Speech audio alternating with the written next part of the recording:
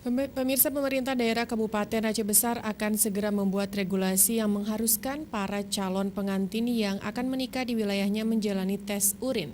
Tes urin tersebut bahkan akan dijadikan sebagai salah satu syarat bagi pasangan pengantin. Namun saat ini program tersebut masih dalam tahap sosialisasi serta penyusunan. Iya, semua pejabat publik, ya, calon pengantin, nggak boleh nikah dulu. Hal itu disampaikan Muardi Ali kepada Aceh TV usai meresmikan Puskesmas Kecamatan Kuta Baru Selasa pagi. Bupati Muardi Ali menyampaikan, saat ini penggunaan narkoba sudah sangat mengkhawatirkan, terutama karena pemakainya sudah merambah hingga ke berbagai kalangan remaja. Untuk memutuskan mata rantai pengguna narkoba, orang nomor 1 di Aceh Besar ini berencana membuat aturan di mana setiap calon pengantin yang akan melangsungkan akad nikah harus menjalani tes urin terlebih dahulu. Jika nantinya ada pasangan yang terbukti menggunakan narkoba, maka harus menjalani rehabilitasi.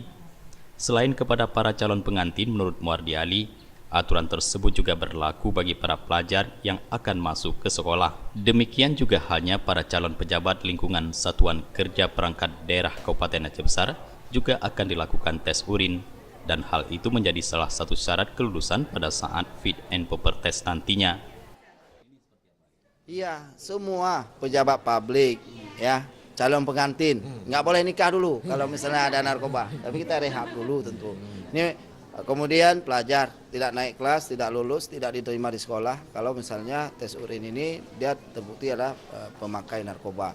Kemudian pejabat-pejabat publik, kita inginkan hanya dengan seperti itu kita Aceh Besar ini bisa kita hambatlah laju narkoba yang luar biasa sekali ini, ya. Jadi semua pejabat publik termasuk pejabat saya yang di Kota Janto itu akan kita tes semua. Untuk menguatkan penegakan aturan tersebut, Pemkab Aceh Besar akan mengaturnya dalam peraturan bupati hingga nanti dapat dilahirkan juga sebuah kanun. Muardi Ali menyampaikan, ia ingin semua pihak bersinergi dalam memberantas penggunaan narkoba di Aceh Besar. Jufrizal dan Faisal, Aceh TV.